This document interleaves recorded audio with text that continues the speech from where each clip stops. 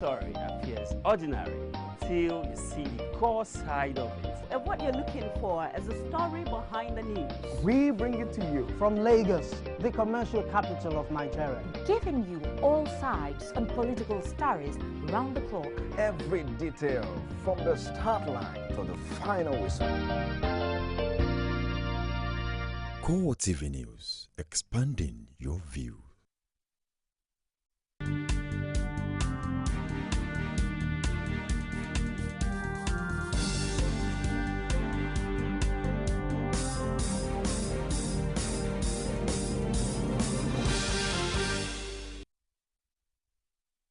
Hello there, you're welcome to CoreTV News on the Hour. My name is Sabena Izuku.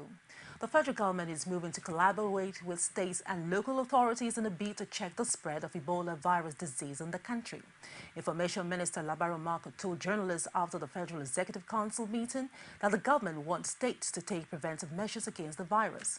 The meeting also considered a national response to the disease, which has now claimed its first Nigerian victim. They must not wait until it comes into their borders. Every precautionary measure that should be taken by all the 36 states and the FCT must be taken.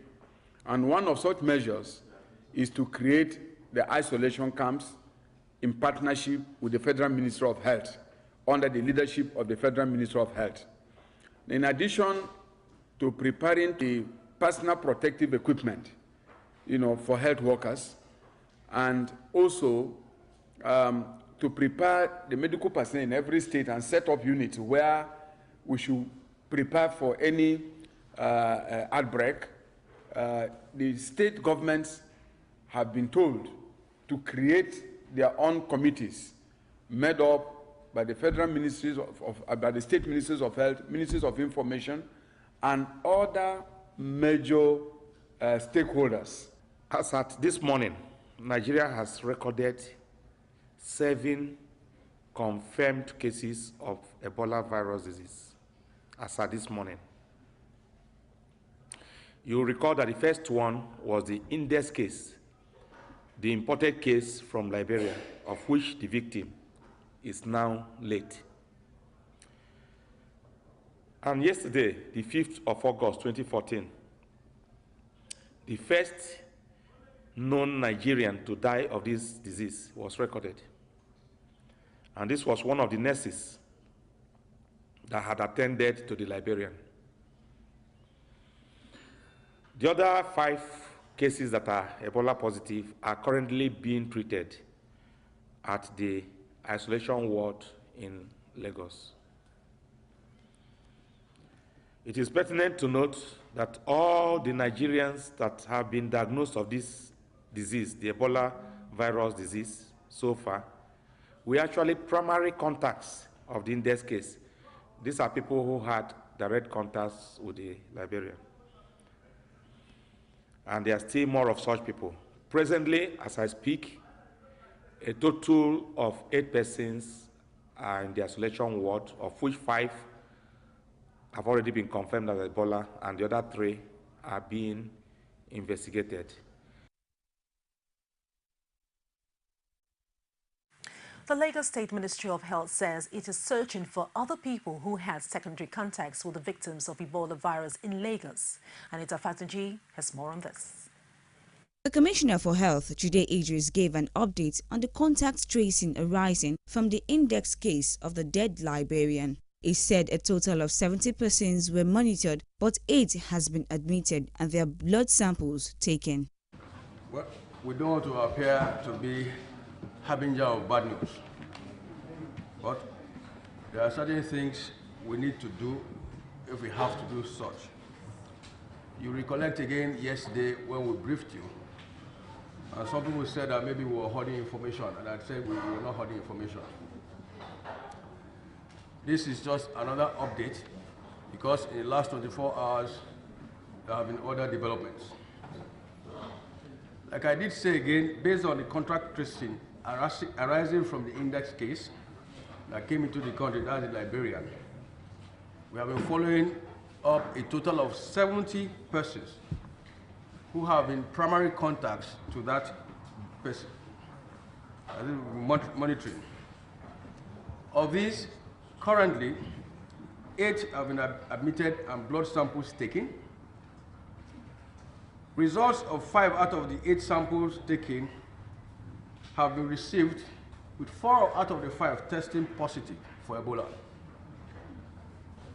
The results of the 3 are outstanding. Regrettably too, one of the 8 persons admitted died yesterday at 2:06 p.m., thus making deaths recorded on account of the Ebola outbreak in Lagos to amount to 2. That is yesterday's and the index case.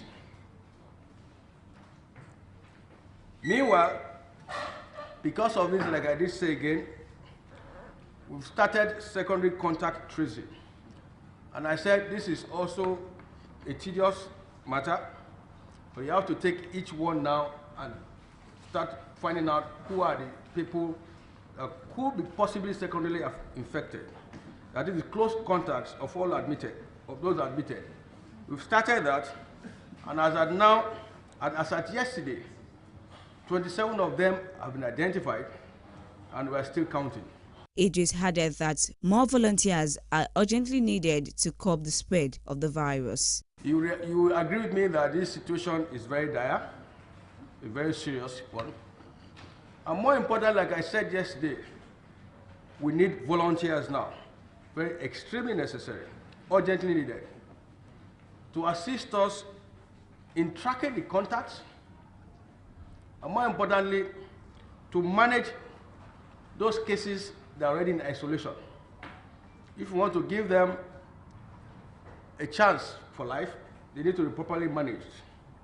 So we need doctors, we need nurses, environmental health workers, phlebotomists, etc., like we said yesterday. He appealed to the striking doctors to return to work and help stop the spread. Idris revealed that the federal and Lagos state governments may introduce painstaking measures to help curtail the virus. Anita Fatunji, CoreTV News, Lagos. Now let's turn attention to the northern part of the country, where security has been strengthened in Lafia, the Nasarawa state capital, ahead of a planned protest by members of the People's Democratic Party. The road leading to the government house is most affected, with a combined team of security forces stationed at the strategic positions. One of the security personnel told CoreTV News of the camera that there was an intelligence report of plans by the PDP members to register their displeasure over the outcome of the impeachment panel that cleared Governor Tanko Almukara. And over to Adamawa State, former Deputy Governor of Adamawa State, Bala Ingilari, has asked the Federal High Court in Abuja to order that he be sworn in as the governor of the state and to stop the Independent National Electoral Commission, INEC, from conducting a fresh election. The new governor in the state, in an originated summons filed on behalf by Festus Keyambu, Ingilari says his purported resignation in the wake of impeachment exercise that led to the removal of Murtala Nyako as governor was null and void. He therefore asked the court to issue an order removing Amadu Umaru as the acting governor of Adamawa State forthwith. His argument is that he did not resign as stipulated by the Section 306, 1, 2, and 5 of the 1999 Constitution. According to Ingilari, if he is to be sworn in as governor of Adamawa State, there will be no need to conduct a by-election. He asked the court to hold that by the combined provision of Section 306, 1, 2, and 5 of the Constitution as Deputy Governor of Adamawa State. He did not resign his office by addressing a letter of resignation dated 15th of July 2014 to the Speaker of the State House of Assembly. He also asked the court to declare that by the combined provision of the Section 306, 1, 2, and 5 of the 1999 Constitution, his purported resignation as Deputy Governor of Adamawa State did not take effect when the purported letter of resignation was received by the Speaker on the 15th of July 2014. The People's Democratic Party has described threats by the All Progressive Congress to set up a parallel government in the 2015 presidential election as rigged as a ploy to destabilize the country. The PDP spokesman Olisa Metu said at the news conference in Abuja that the threat is a confirmation of his position on the opposition party. He also insists that it proves that the APC is more keen on destabilizing the country. This therefore explains why they have been making inflammatory statements and publishing negative advertorials and articles in local and international media to incite Nigerians, embolden insurgents, and stir hatred and division among the populace, while balkanizing the nation along its fault lines.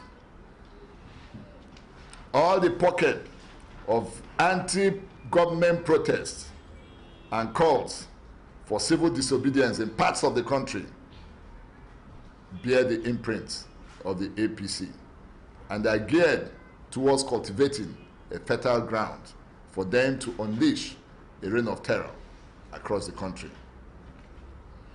The importation of talks to cause confusion in most of the elections we've had, including in Anambra, Ekiti, and now Osun State, is all part of the plot to discredit the electoral system and truncate the 2015 elections.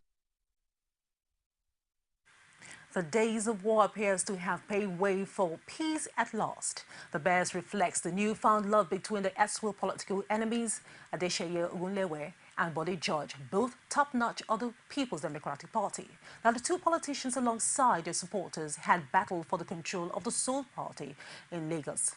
They, however, agreed to shed their swords and work again for the success of the party. The leaders met for the reconciliation in Lagos.